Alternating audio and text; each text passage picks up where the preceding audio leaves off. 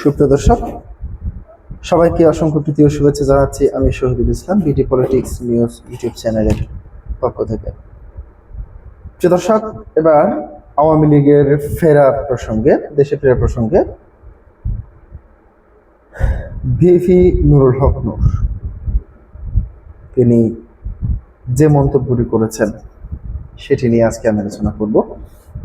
প্রিয় দর্শক, তিনি বলেছেন আওয়ামী লীগকে রাজনীতিতে ফিরে আসার সম্ভাবনা দেখি না। নুরুল হক নূর মূলত এখানে তিনি যে প্রসঙ্গটি তুলে এনেছেন, বর্তমানে যে রাজনীতি চলছে মূলত সেটি সবাই জানে। এই রাজনীতিটি হচ্ছে তারেক রহমান ক্ষমতায়, বিএনপি ক্ষমতায়, কিন্তু জামাত ইসলামী যদিও কাগজে কলমে বিরোধী দলের ভূমিকা পালন করছে, আসলে মূলত মূল বিরোধী দল হিসেবে দায়িত্বে রয়েছে আওয়ামী লীগ। অর্থাৎ আওয়ামী লীগকে সবাই বিরোধী দল মনে করছে, যদিও কাগজে কলমে বিরোধী দল জামাত সংসদে, কিন্তু বাস্তবিক পক্ষে কি সেটি? বাস্তবিক পক্ষে বিরোধী দল হচ্ছে আওয়ামী লীগ।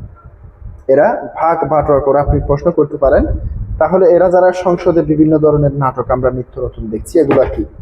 এগুলো সবগুলি হচ্ছে আই ওয়াশ, আমার আপনার চোখকে ভিন্ন পথে প্রবাহিত করার জন্য সংসদে একটি নাট্যমঞ্চ অর্থাৎ নাটক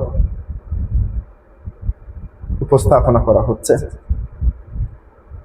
প্রিয় দর্শক, ভিপি নুরুল হক নূর কি বলছেন সেটি আপনাদের সামনে একটু তুলে ধরছি। বাংলাদেশের প্রেক্ষাপটে আওয়ামী লীগের রাজনীতিতে ফিরে আসার সুযোগ ও সম্ভাবনা দেখি না বলে মন্তব্য করেছেন প্রবাসী কল্যাণ ও বিদেশি কর্মসংস্থান প্রতিমন্ত্রী নুরুল হক নূর। শনিবার সকালে পটুয়াখালী গলাচিপাই উপজেলা বিএনপির আয়োজনে দলীয় কার্যালয়ে শহীদ রাষ্ট্রপতি জিয়াউর রহমানের ৪৫তম শাহাদাত বার্ষিকী উপলক্ষে আলোচনা সভায় প্রধান অতিথির বক্তব্যে তিনি এসব কথা বলেছেন। নুরুল হক নূর বলেন, বর্তমানে বিভিন্ন দলের মধ্যে মত পার্থক্য থাকলেও আওয়ামী লীগের প্রশ্নে সবাই এক হয়ে যায়। আওয়ামী লীগের প্রশ্নে কেউ ছাড় দেবে না।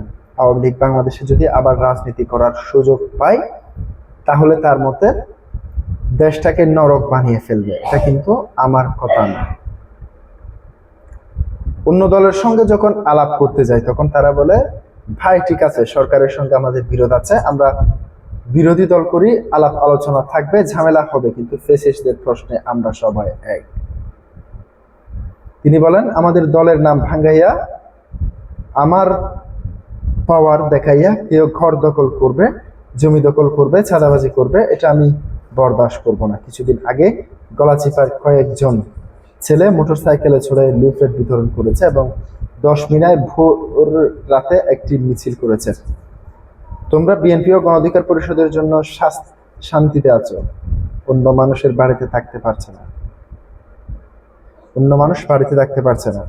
রাজনৈতিক সম্প্রীতির কথা জানিয়ে তিনি বলেন, আমরা বলছি এই এলাকায় আমরা একটা রাজনৈতিক, সামাজিক ও সম্প্রীতির পরিবেশ চাই। এখানে যদি কেউ উৎপাত করে তবে তাদের বিপদ তারা নিজেরাই ডেকে আনবে, তাহলে আমাদের করার কিছুই থাকবে না। অর্থাৎ সেটি বোঝাতে চাচ্ছে যে আওয়ামী লীগ যখন মিটিং করছে তাদেরকে এই উদ্দেশ্য করে এই কথাগুলি বলছেন। আলোচনায় উপজেলা বিএনপির আহ্বায়ক আলহাজ গোলাম মুস্তফার সভাপতিত্বে ও সদস্য সচিব মোহাম্মদ আলতাফ খানের সঞ্চালনায় সবাই বিশেষ অতিথি হিসেবে উপস্থিত ছিলেন উপজেলা বিএনপির যুগ্ম আহ্বায়ক বীর মুক্তিযোদ্ধা মোহাম্মদ সোবহান মিয়া, পৌর বিএনপির আহ্বায়ক মোহাম্মদ রফিকুল ইসলাম খান এবং রাজশাহী বিশ্ববিদ্যালয় শাখা ছাত্রদলের সাবেক সাধারণ সম্পাদক অধ্যাপক বাহাউদ্দিন বাহার এবং জেলা যুবদলের সাবেক ভারপ্রাপ্ত সাধারণ সম্পাদক আলহাজ শিফলু খান, কেন্দ্রীয় ছাত্র দলের সাবেক সহসভাপতি এখতিয়ার রহমান কবির এবং উপজেলা গণঅধিকার পরিষদের আহ্বায়ক মোহাম্মদ হাফিজুর রহমান। প্রিয় দর্শক, সত্যি কি তারা আওয়ামী লীগ কি দেশে ফিরতে পারবে না? কয়েকদিন আগে আপনাদেরকে একটু বলে রাখি, আসিফ নজরুলের একটি পোস্ট আপনারা দেখেছেন, আওয়ামী লীগ দেশে ফিরে না আসলে হা হা রিয়াক্ট দিন, আর দেশের আমার মতের সাথে ভিন্ন মত পোষণ করলে লাইক দিন। সেখানে দেখতে পেয়েছেন নিজের জরিপে নিজে কুপোকাত হয়ে গিয়েছে। দেশের মানুষ আসলে কি আওয়ামী লীগ কিংবা শেখ হাসিনাকে চায়? আমি বলবো হ্যাঁ, দেশের 80% মানুষ এখন আওয়ামী লীগ কিংবা শেখ হাসিনাকে আবারও ক্ষমতায় দেখতে চায়। প্রিয় দর্শক, আজকে পর্যন্তই।